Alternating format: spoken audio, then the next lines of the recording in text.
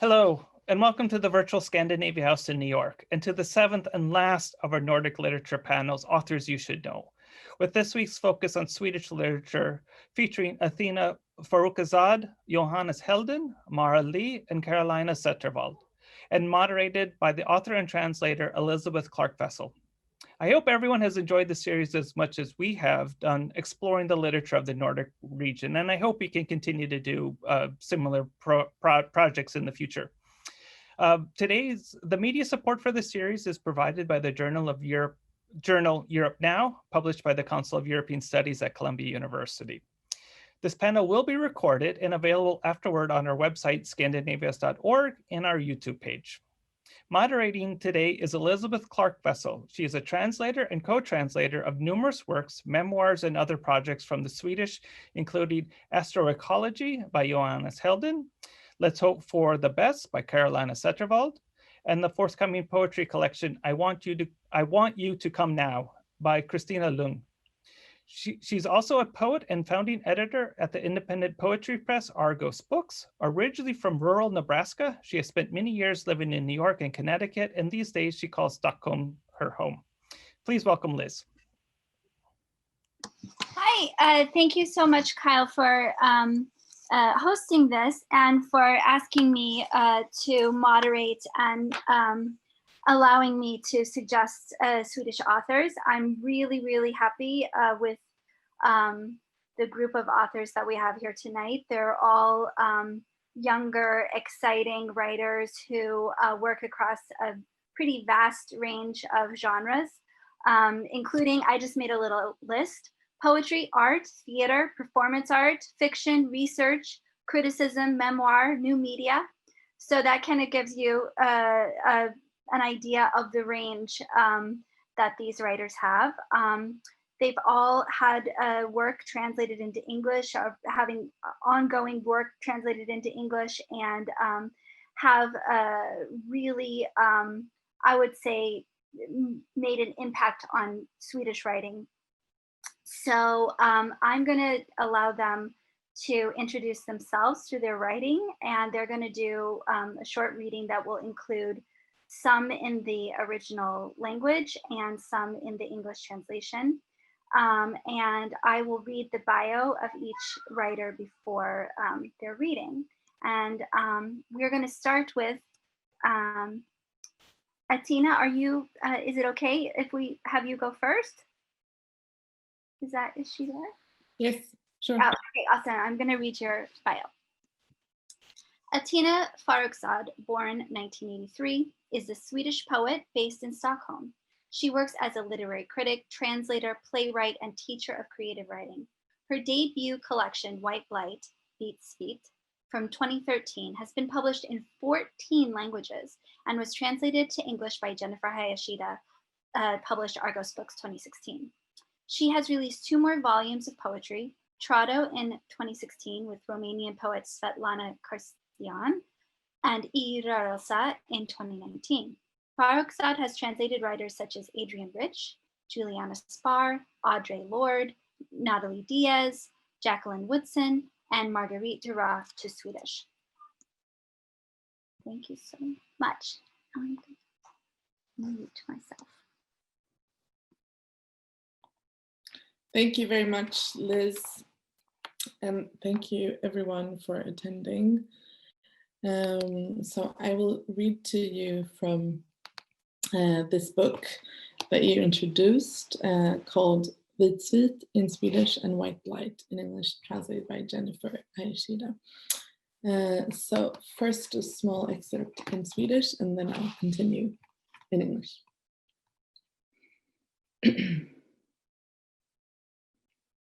Min morbror sa, kriget har aldrig tagit slut. Du har bara slutat vara krigets offer. Min mor sa, begrav mig inte här. Begrav mig där civilisationens fernissa flagnat. Spotta ut mitt språk, ge mig mjölken tillbaka.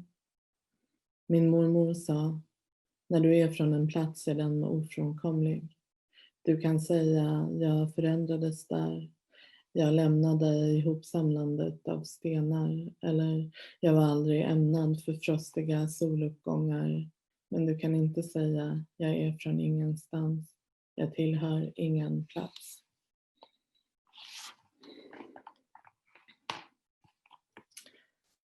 My uncle said, the war has never ceased. You've only ceased being the victim of war. My mother said, do not bury me here. Bury me where the veneer of civilization has peeled. Spit out my language, return the milk to me. My grandmother said, when you are from a place, it is inescapable. You can say, I changed there, I left the gathering of stones, or I was never intended for frost-ridden dawn. But you cannot say, I am from nowhere, I belong to no place. My father said, the one who travels is redundant to the place they came from.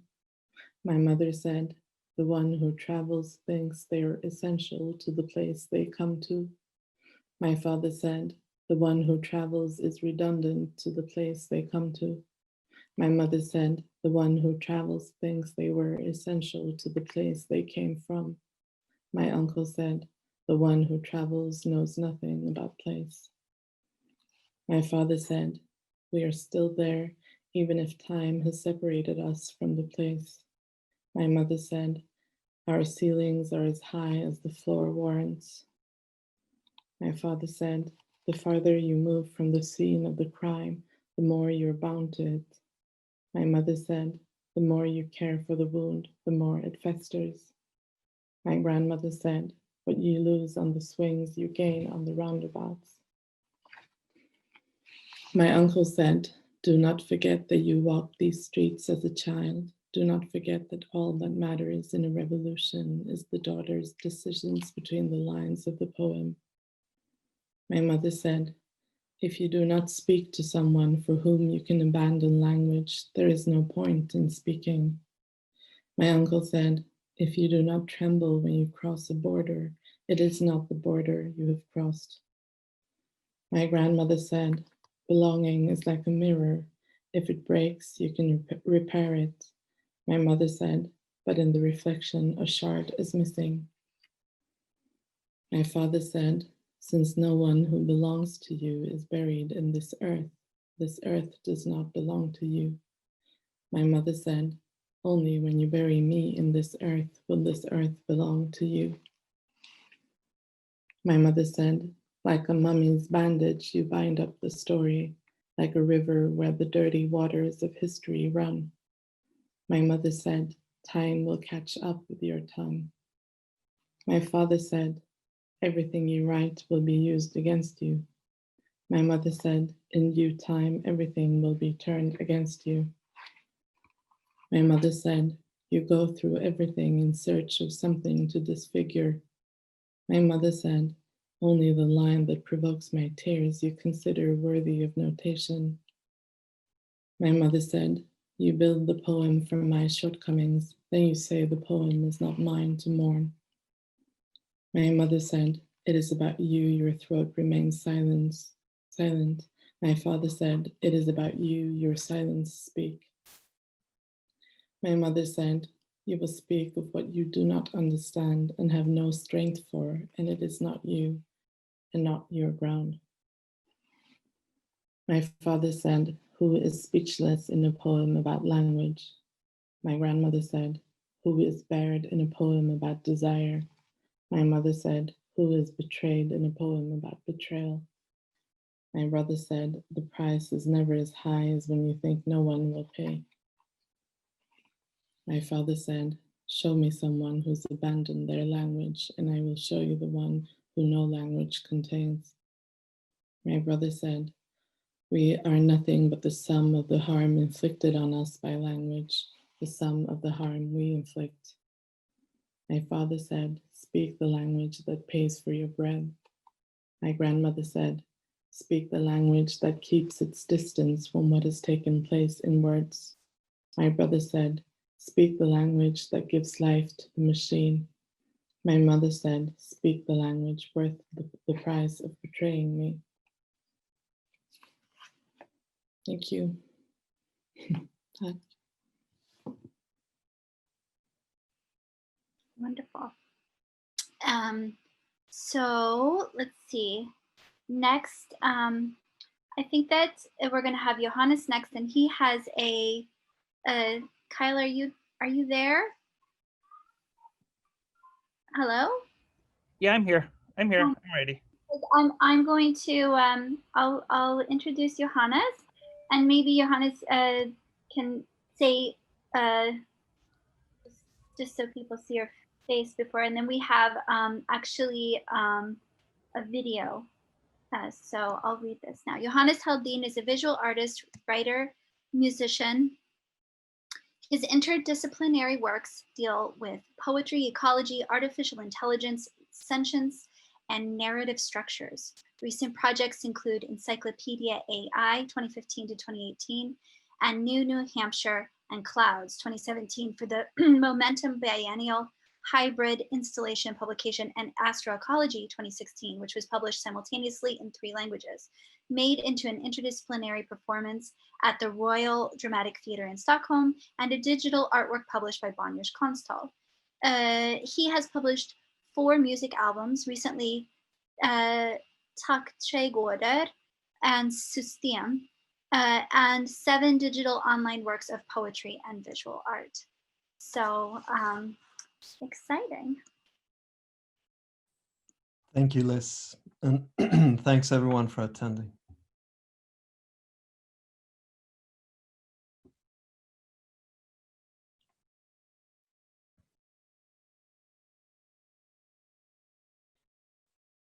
Regnet kom fort. Efteråt svärmade mal runt den algtäckta lampan ovanför terrassen.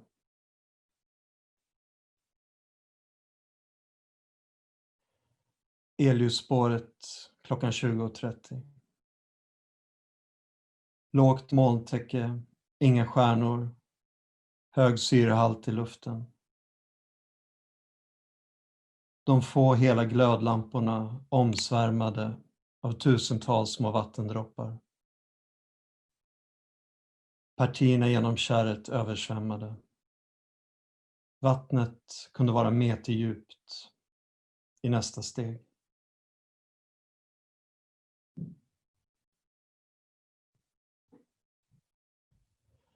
The rain came quickly.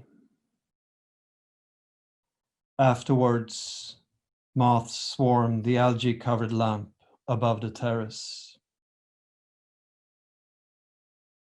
In the animated movie Princess Mononoke, plants glow in the footprints of the nature spirit.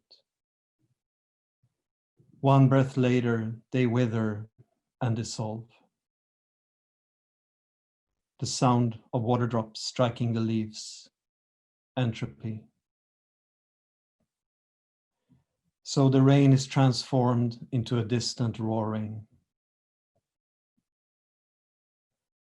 And on October 10, 2011, a 24-hour-long clip of the engine sound from the fictional starship USS Enterprise was uploaded to YouTube. By May 25, 2015, the clip had been viewed over 2 million times. Safety. Well-lit rooms. Someone always awake. A heart beats. And one exhalation later. The illuminated trail, 8:30 p.m. Low cloud cover, no stars, high levels of oxygen. The few intact light bulbs dimmed by thousands of water drops. Sections passing through the swamp flooded. Water might be waist deep with the next step.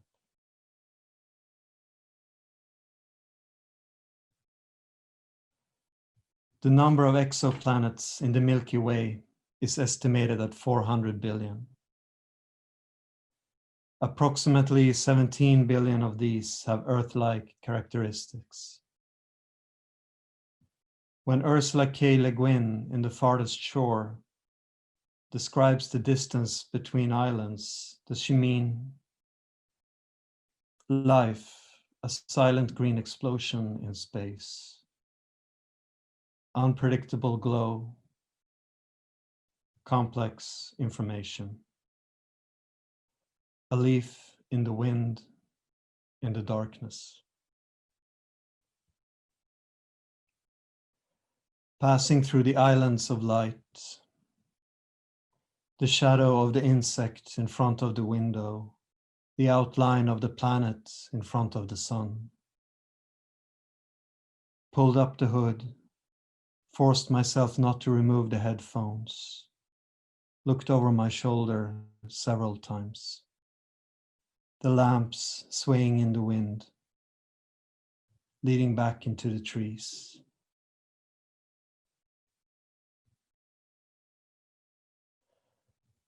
Over the course of several years, the asparagus plot transforms.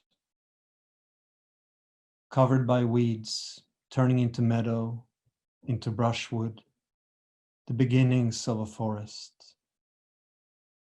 The slow rush of vegetation up towards the garage. So the clouds came closer to the ground. And if something were to approach, the panic lights above the lawn leak into the fields and trees. Every animal stops in its tracks, eyes reflecting light. And inside the house, mechanisms are activated, window guards lowered. I go down into the basement, through corridors, steel doors slamming behind me, a system of airlocks. All the way back to the storeroom, into the crawl space. Wait, watch the screens. 15 minutes, an hour. Then the locks start to give way, one by one. The sound of steel bending. Shadows around the corner, preceded by tiny particles of light, by a smell of freshly cut grass, rotting kelp, fir tree forest warmed by sunlight,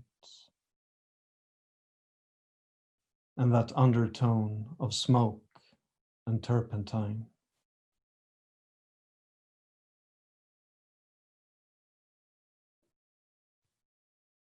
Maybe it can be studied the way you study a previously unknown species. Something moves restlessly in the glass cage, swinging its tail. Light reflected in a pair of eyes. Thank you.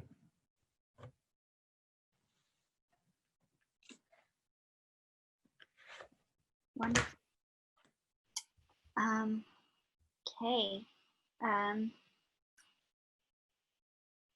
Next reader.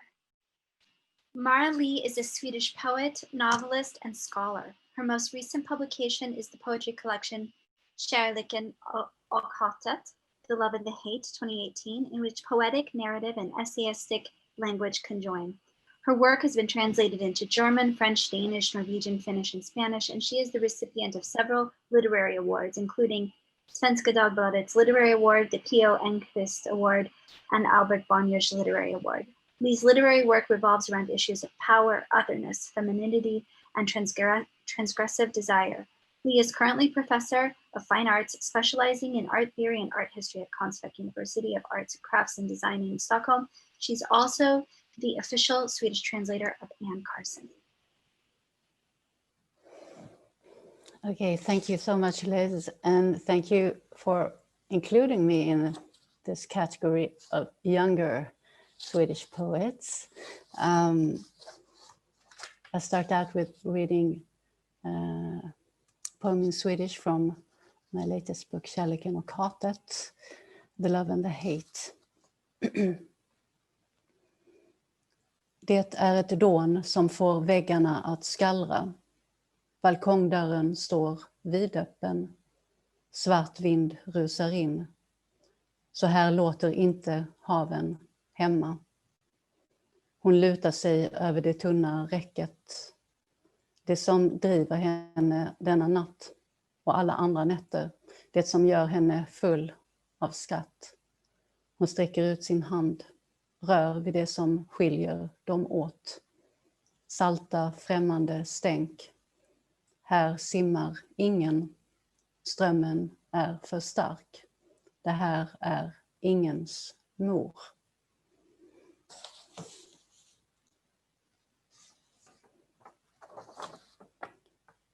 The roar makes the walls rattle. The balcony door stands wide open. Black wind rushes in. The seas don't sound like this at home. She leans over the thin railing. What drives her on this night and every other night? What makes her want to laugh? She reaches out, touches what separates them.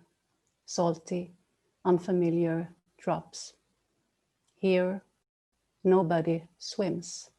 The current is too strong. This is nobody's mother.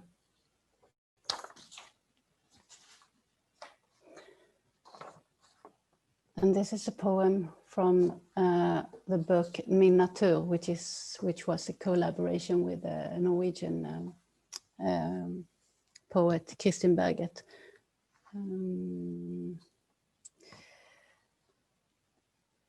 Return to the curtains that are drawn, opening.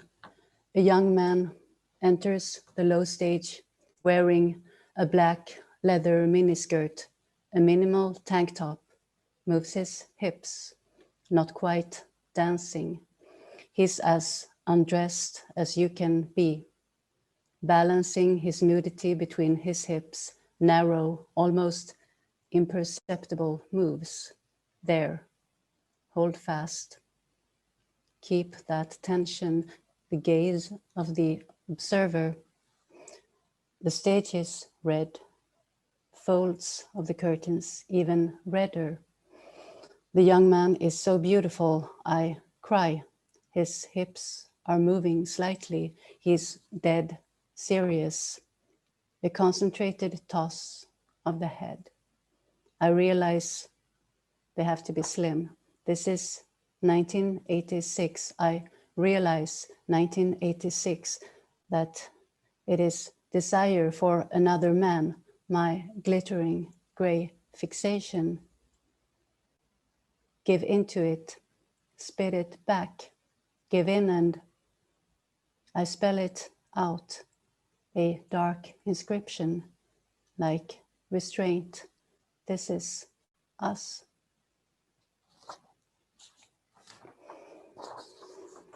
And this from Kärleken och hatet, The Love and the Hate. Just because it's faded doesn't mean it's disappeared. Just because it hurts doesn't mean it doesn't feel good. It sings, rises, a burning, tempting call. He did something to my insides. Every night a return. I bend deeper. Us, he said, deeper and deeper. Furious, I start over, a new take, a new ending. His grip on my shoulders, I tear free. Circle around him, unfold, dart away. Then my desire to touch what dazzles, links. This is where it goes wrong. As soon as I grab his wrists, he starts to sink. Can't help it. I want to touch what etches and carves, dazzling white stripes in straight rows. Us, linger, touch every clash. I'll hold on. I promise. I press and feel only this us. let us go down together, deep down, and I'll show you that beneath the beach, there's only stone. Thank you. Wonderful. Now our final reading. Carolina Setterwall was born in 1978 in Sala, Sweden. After studying media and communications in Uppsala, Stockholm, and London, she's worked within the music and publishing industries as an editor and writer. Setterwall lives in Stockholm with her son. Let's Hope for the Best is her literary debut. It's a memoir. Thank you, Liz, and thanks for having me, and thanks for being here if you're watching. I'm going to read two different pieces, one in Swedish, short, and a little bit more in English. And I'll start with the Swedish. It's about to become a mother and not really enjoying it that much. Den senaste tiden har jag allt oftare upplevt en nästintill tvångsmässig impuls att ta mig bort från Ivan. Att de inte klippa så åtminstone tänja på våra band. Bara lite, bara ganska mycket. Det är naturligtvis inget jag pratar om, inte ens med dig, men det oroar mig. Jag oroar mig för att jag inte kommer vara den naturligt varma förälder jag hade föreställt mig att bli. Jag oroar mig för att jag kanske helt enkelt inte är lämpad att vara någons förälder alls. Jag oroar mig för att jag kanske inte har det i mig, att jag inte kommer att orka. Jag oroar mig för att allt det där som du oroade dig för innan vi blev gravida i själva verket gäller mig, inte dig. Jag har känt panik inför att vara den enda som kan trösta honom när han gråter, kvävd av tanken på att han från och med nu och för alltid kommer att vara sammanlänkad med mig. Jag har gnällt och uttryckt ett missnöje hemma, förmedlat min bortlängtan tydligt och klart, och du har försökt att möta den. Du har uppmuntrat mig att ta mig iväg hemifrån, gå och fika med en vän, ta en promenad eller åka till stallet. Jag har sagt att jag ska, alldeles strax ska jag ta tag i det, men det har inte blivit av. Det har alltid funnits en anledning att låta bli. Ivan har varit snuvig, eller mitt i ett utvecklingssprång, eller dålig i magen, eller oförmögen att bli tröstad utan något av mina bröst i sin mun. Det är som att jag inte klarar av vare sig det ena eller andra förhållningssättet till honom. Jag längtar bort från honom, men jag klarar inte av att vara borta från honom.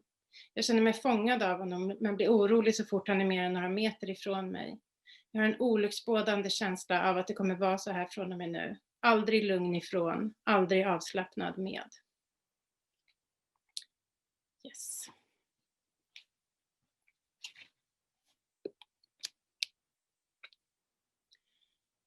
In the void you left behind, I think of your sounds. I miss your sounds. The subdued echo of your never-ending showers in the bathroom. You brushing your teeth and gargling afterwards. Your sneezes and your yawns. The music that leaked out of your headphones while you worked. The voice you used when you spoke to Ivan. I even miss your suppressed sighs when I pressed you about the future. Your voice over the phone in the afternoon. The sound of your fingers on the keyboard late at night. Your muffled snores in the room next to me when I lay with Ivan at night. Your steps in the corridor that led from the kitchen to the living room when you got up to pee early in the morning. I miss all of your sounds. Our home is quieter now. All our family and friends have increasingly gone back to their own lives. It turned out just like I read. Something changed after the funeral. Around that time, my friends stopped watching over me around the clock. My 24-hour schedule was replaced by sporadic visits and frequent text reminding me that I was always welcome to call or visit, urging me to say if there was anything I needed, anything at all, at any time. The people who'd taken time off work to watch over us went back. My calendar was once again my own to fill. In the mornings, the emptiness comes. Waking up with my child without any plans or fixed schedule creates a new kind of stress, an increasing restlessness. I've started making plans again. Shopping lists that lead me to the shopping center near our home almost every day. Doesn't Ivan need a new hat? Now that it's getting so cold, you probably need woolen underwear. And then there are Christmas presents I should buy, and the coffee is running out. I go to the shopping center again and again. And without finding what I'm looking for, I head home again. Then I come up with new tasks for myself and it starts all over. Yesterday, as I exited through the resolving doors of the shopping center, after one more lap without buying anything, I saw an ambulance with its doors open outside. 2 paramedics were unloading a stretcher from the back. Somebody must have been taking sick at the shopping center, I thought, and considered heading back inside. My stomach flipped, and then the almost comforting thought, now someone else's life is changing other than mine. I'm not the only one this happens to. When the paramedics straightened up, I could see that one of them was the same man who came to our door that morning almost 2 months ago. His swift gestures, his slightly disheveled hair, his kind eyes. He was the first one, besides me and Ivan, to see you dead. He was the one who tried his best to reach me, who did his best to penetrate my shock, who wanted to comfort me by saying that you looked like you died peacefully in your sleep. He was the one who explained to me that it was standard procedure for the police to come to the apartment, that I wasn't suspected of any crime. And he was the one who put an arm around my shoulders and led me through the front door, the same door I promised myself I'd never go through again. He was the one who kept a tight grip on my wrist when he finally explained that he had to leave now and the police were taking over. I try to catch his eye as he passes through the resolving doors to the Globen shopping center. I stifle the impulse to stop him, wrap my arms around him, say thank you and ask him if he has a moment. But he doesn't meet my eyes. He walks past me just centimeters away. His eyes focus on the doors he's about to pass through. He seems to be trying to calculate if the stretcher will fit through the resolving doors. He's doing his job. He has to take care of somebody else today. Maybe someone who's still alive, who broke their foot or hit their head. He'll do his job and I'll continue with mine. Being Ivan's mother, head home, give him some lunch and then put him down for his afternoon nap. Then we'll go back to the shopping center again later. There was something I needed to buy, wasn't it?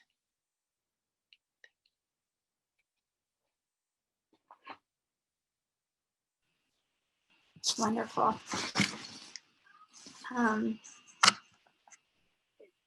Kyle, should we start the conversation then now? This was so great. I mean, I'm like, oh, this is such a wonderful reading. And then I'm like, oh, I just chose writers I love. No wonder it's. So I have some questions written on my phone here. And I thought that maybe we could just start a little bit. We'll talk a little bit about sort of, Swedish writing and sort of Sweden specifically, but I kind of just had, I was curious kind of just to hear from each of you how you started writing and how you became writers. If you could just say a few words about that and just kind of, maybe sort of introduce yourself to us through a little bit of how that came to be.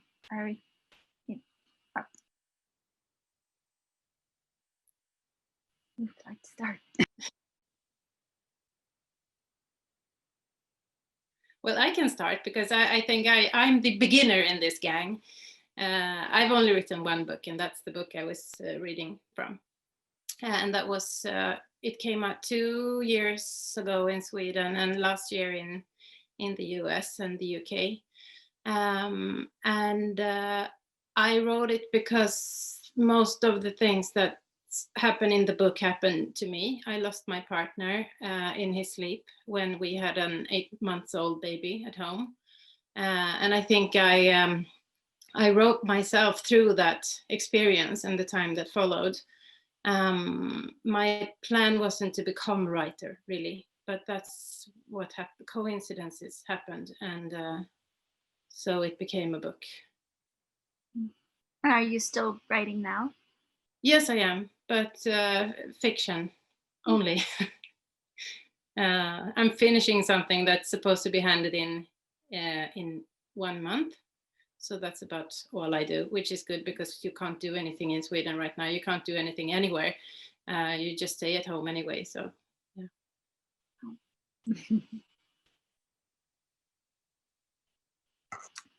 Anyone else? Is it too hard of a question?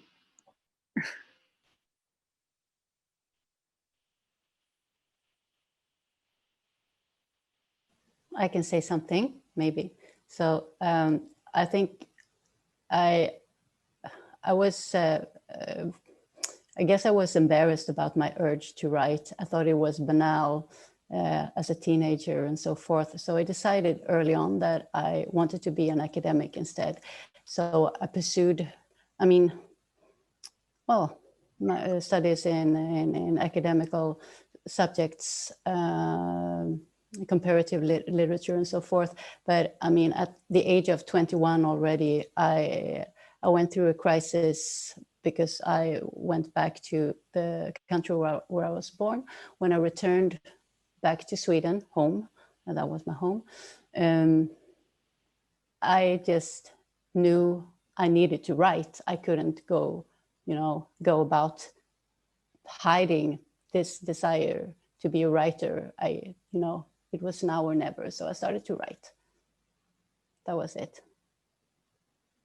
And it took the form of poetry at that point. No, I was interested in the grand, Russian realist traditions, and so I started writing a novel, and then then I went to Biskopsane, the creative writing school, and things happened there, so I got into poetry eventually.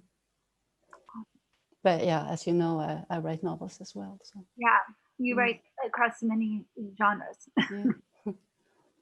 All of you do. Johannes? Yes. Well, I grew up in the countryside reading lots of fantasy and science fiction books. And I guess ever since I was a kid, I wanted to write those books as well. But I really never managed to. And then when I was 20 and started art school, I couldn't find my way into, I couldn't find my place there. And somehow I turned to writing then. I retreated into trying to write poetry. And that's the first time like my own writing started to make sense to me.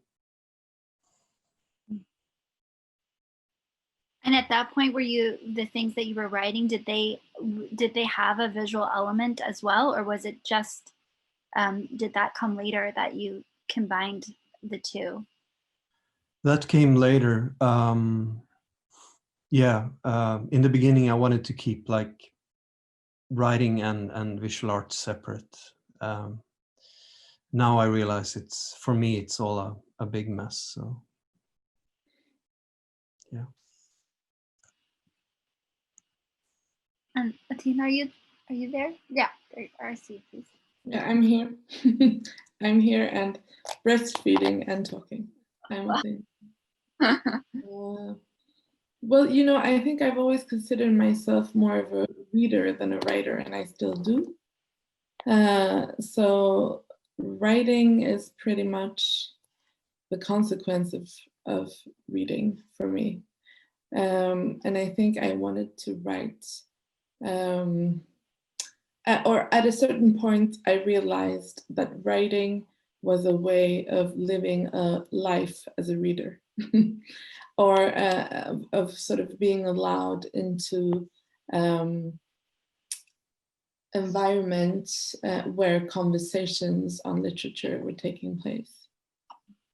So I found out that was sort of an intelligent or a smart way of leading a life where I could spend a lot of time reading. But I think I've never been very fond of stories. Stories bore me a lot. So for me, literature has never been a matter of sort of being interested in stories, but rather in sort of the power of language itself, and how language, although sometimes incomprehensible or absurd or weird or disgusting, could have such a strong influence over people or over me. So yes. Yeah, that's awesome. That kind of leads into my next question, I think, which was that, I mean, obviously you're all very concerned with language and all at least bilingual. And I just wanted to, do you have kind of a sense of how the Swedish language, are there things, especially like as you see your work get translated or something, sort of do you have some ideas about your relationship to the Swedish language and what's possible in Swedish, maybe in a different way from another language? Or I know that people are, they're curious about how language affects writing. So if you have some thoughts about that, if not, we'll move on. But I'm curious, since I know all of you also, some of you have done translation as well. So. I can say something if you want. Please do. With this book that I was reading from, White Blight, I think that was a very specific experience having that book translated into English. It's been translated to many different languages, but in English, there was something very particular about that transformation into that particular language, because while I was writing the book, I spent a lot of time, many years actually, reading a lot of theory, like post-colonial and Marxist theory, and sort of wrote very closely to theory. And a lot of that theory was written in English from the US or from the UK. So sort of having the book translated into English also somehow meant taking it back to the sources that it came from, theoretically, which was a very interesting experience to me, because I found out that some things actually work better in English. And also, I mean, it's, every language has its specific references, historical references, and it evokes, different kinds of violence or traumas, depending on what language the poetry comes out in. So I think to me that was very interesting, sort of because this book is quite, it doesn't specify what kind of war, what kind of violence, what kind of torture is talked about. It talks about it in a very generic sense. So in depending on the language, it sort of evokes different contexts of violence. And yeah, I'm interested in that. I don't know if that's answered to your question. That is really interesting. Yeah, totally. I mean, I think I'm just, it was kind of, when I watched the Danish panel and stuff, and then the Danish writers were talking about how Danish was so, I think the word they used was like specific or precise. That's precise was the word that and I had never really, I don't know if, I don't speak Danish, of course. I have some access to it through Swedish, but I'd never really thought of that is Danish more precise? And I just wondered if that seemed to be something that all of the Danish writers seem to share, like, oh yes, Danish is precise. So I was just kind of interested, like, what do Swedish writers think of Swedish? Like, is there something that, and that feels particularly easy to access in Swedish or very difficult?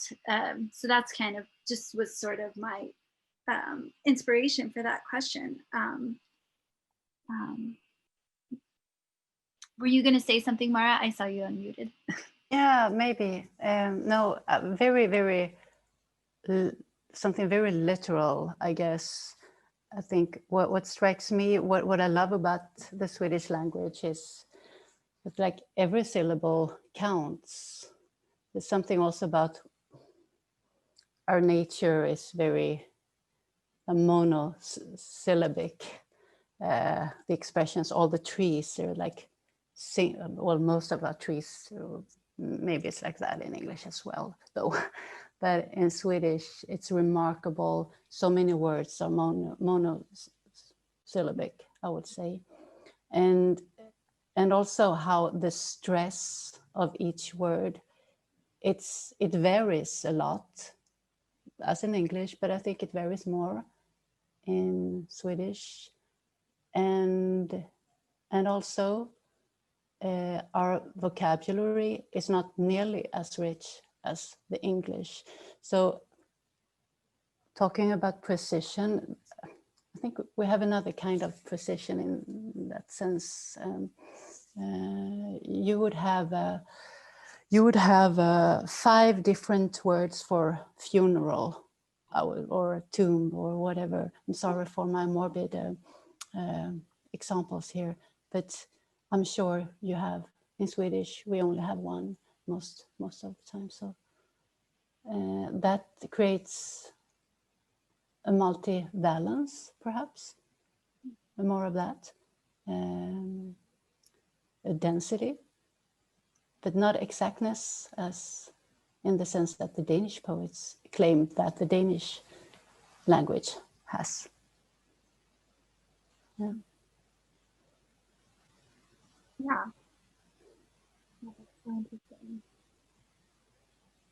Carolina or Johannes, do you have any thoughts about Swedish as a language, as a tool, as a medium? Yeah, I felt that when I knew that this book was going to be translated into 24 different languages, and I only knew one, which was English, it made me feel like I lost control a little bit, because even though I don't think the reader thinks about it when you read this book, but I put a lot of effort into the melody of the paragraphs and the sentences, and the melody, it has to change sometimes because the words are different, and sometimes I don't use correct grammar in Swedish, and that's intentional, but I'm not sure if it gets good in the other languages. So the only language I've read my own book in is English, and it's translated by you, and I'm really happy about it. But the other languages, I don't know, and it feels like you lose control, and it's not really. You just have to hope that it's really good, and that the readers enjoy it and see what kind of melody I was trying to put into it. Yeah. Yeah, definitely. I mean, that because I recently had a conversation with another writer that I've translated, and we were talking again about that the melody is just something that it's not gonna, you can have a rhythm in English, but you don't have a melody in the same way in English. So you have to strive for something else. And of course, every single language is gonna have something different that it offers. So Johannes, before you have any thoughts? Well, I thought about the translation process of the astroecology book that we did together. You translated it, and it might not be specific to Swedish, but that sort of fluctuation going between 2 languages and seeing how it can enrich the other. Like when we started the translation process, I actually continued writing the book in Swedish due to being inspired by the actual translation going on, and then it became sort of almost like a collaborative process in a way, and feeling that I don't know to which percentage I understand or can speak English, but it's nowhere near Swedish, but there's also something really interesting, or maybe even pleasurable in that, like trying to convey something but not being able to, but really trying hard, and then going back to your mother tongue, and that sort of shift. It might not be specific to Swedish English, but that's what I thought of. Yeah.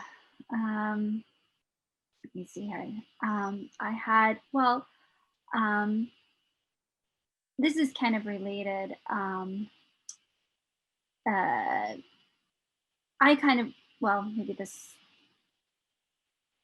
could you tell me like a little bit about what the life of the writer is like in Sweden? And I mean, what sort of, again, sort of things about the life of the writer or being a writer in the Swedish context, the Swedish conversation, kind of how you experience that. It's, and if you have a sense of how it's particularly Swedish in a way, or just kind of the, you know, what the life of the writer is like. I know it's a kind of a large question.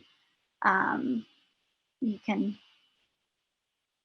just take it as a starting point to talk about something that you're interested in. That's too.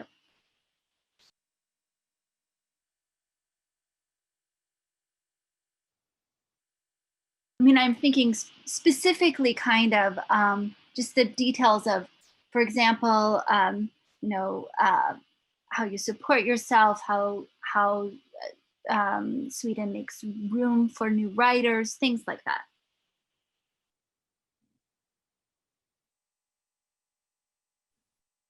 Well, compared to many other countries, I think we have a pretty good infrastructure, I would say, for literature. I mean, economically. So we have. Sorry, somebody else could go on, maybe.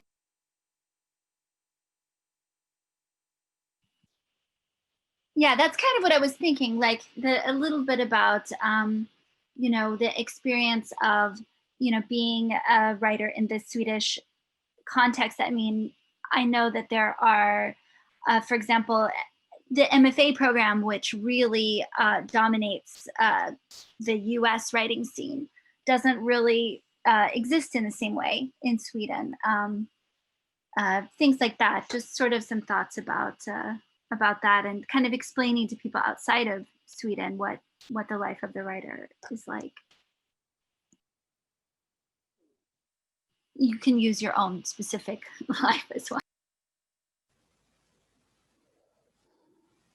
I would say that as creative writing is not as new as we think. Actually, in this country, we believe it's only existed for 20 years or so, but it has existed in different forms since the 50s. And the school where I worked and where Athena worked as well, Biskopsson, were one of the first places where they implemented creative writing after the model from creative writing courses in America.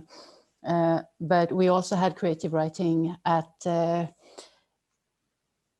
Swedish departments and Scandinavian studies at the universities quite early on, I think already in the 80s. And then it shifted over towards aesthetics, and now they're in comparative literature sometimes. So, well, that's a subject under development. And there are, of course, a lot of writers who find their income working in those places. But I totally agree with Athena talking about the infrastructural perks of being a Swede. You have grants to an extent that's not comparable to many other countries, so I would believe. Well, except Norway, obviously. But yeah, but still, I mean, most writers would have to have a side job or other incomes. That's for sure. If you don't write, I mean, crime novels.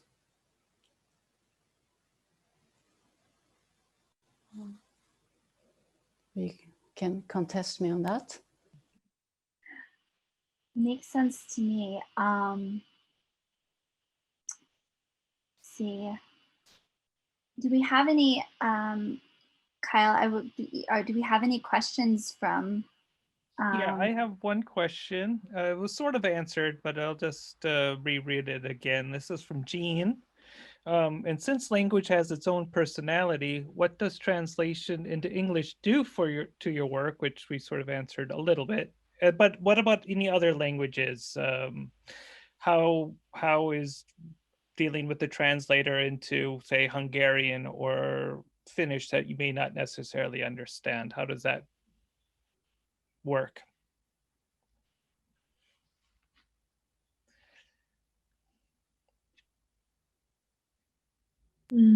I've always worked very closely with my translators because since I'm a translator myself, even with the ones whose languages I don't speak. And that process has been very much about me reading to them and them reading to me in order to sort of figure out if the sound and the melody of the language and all the alliterations and rhymes and assonances are there.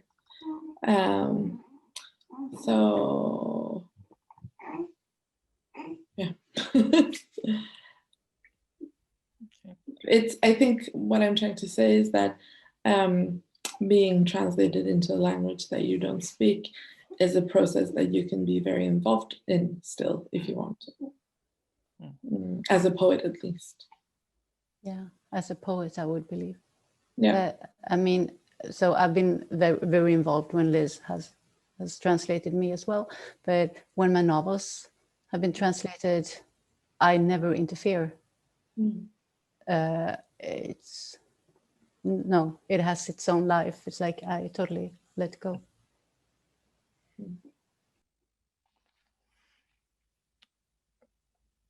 Here's a question that has been asked a few times over the various panels. They're wondering who inspired you? What authors inspired you?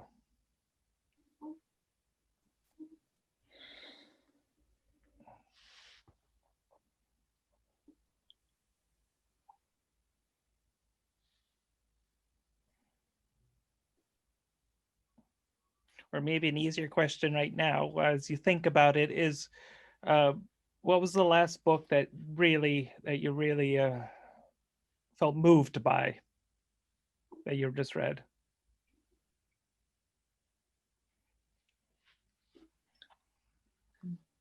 I think to me, I'm answering now since whoever wants to answer. Well, to me, all the writers, all the poets that I've translated into Swedish that you mentioned in the beginning, such as Adrian Rich or Juliana Sparrow or Audre Lorde, have been very big, have been great sources of inspiration, and that's sort of why, hence the decision to translate them. And so a lot of other contemporary and older poetry from the US, but also from other places in the world, and is still important to me.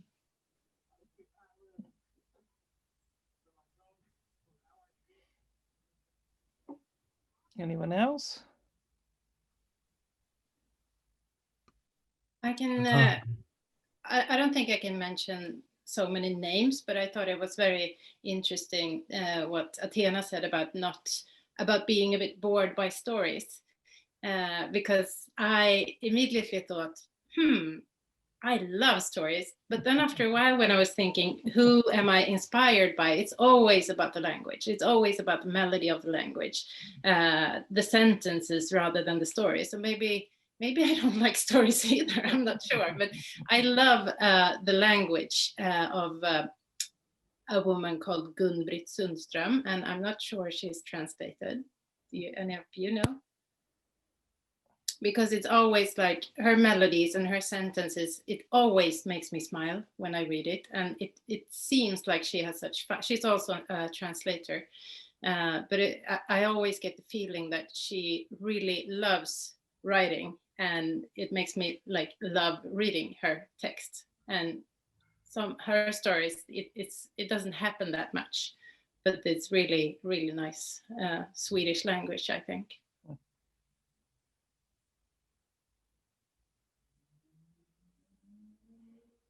Here's a question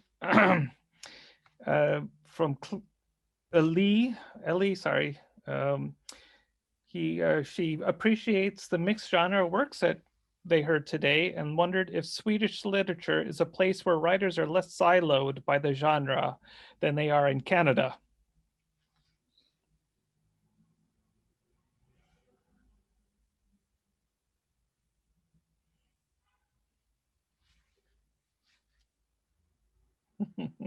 I honestly don't know. I think maybe the more experienced writers know this better. I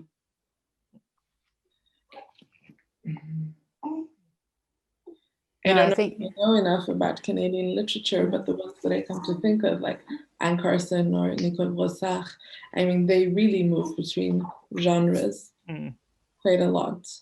So I would say no, but it's a guess. I don't know, Mara, maybe you know better. I agree with you there, but it's also a very small, I mean, it's a fairly small country, and I think us here, we do move between genres, and maybe it doesn't look like that all over, you know. The literary field in Sweden is like, I think there are attempts to be more precise and exact, and I mean, the publishing houses obviously want to be able to specify more clearly, make divisions, but I think many of us try to resist that by moving over and across borders. So, or yeah.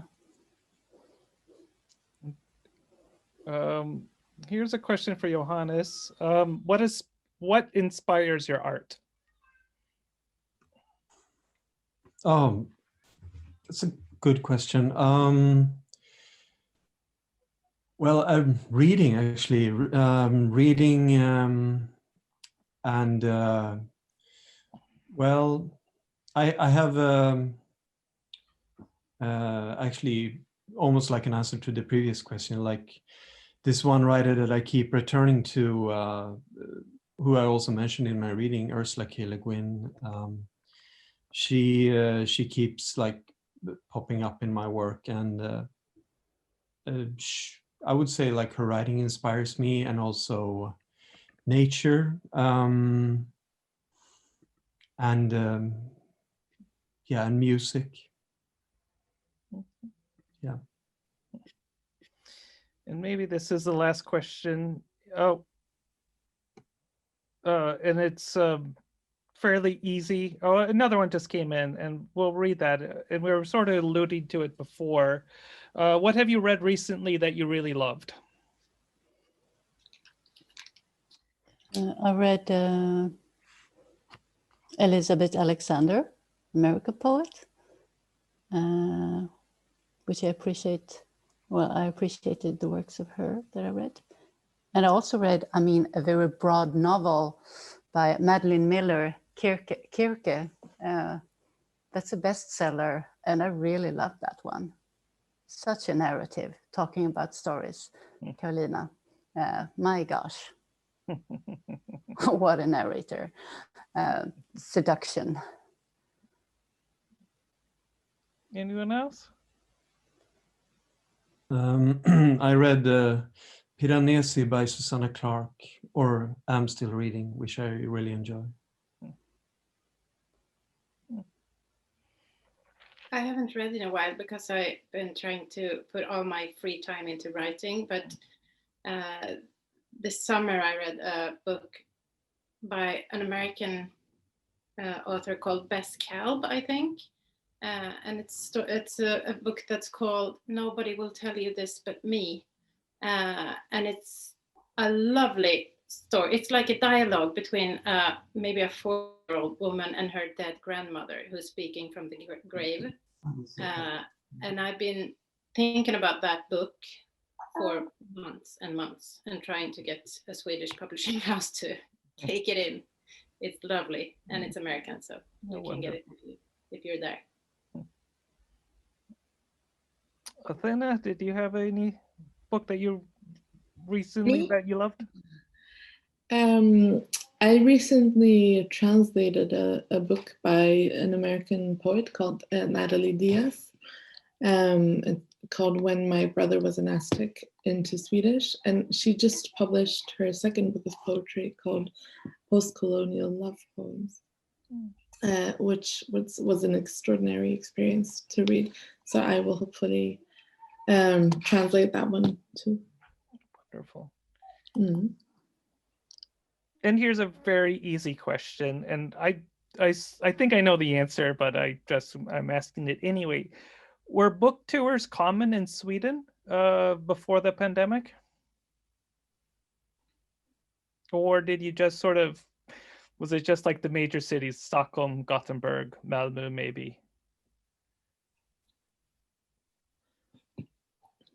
No, we do book tours, right? I don't do small cities. No, really, I made a choice, but it's not.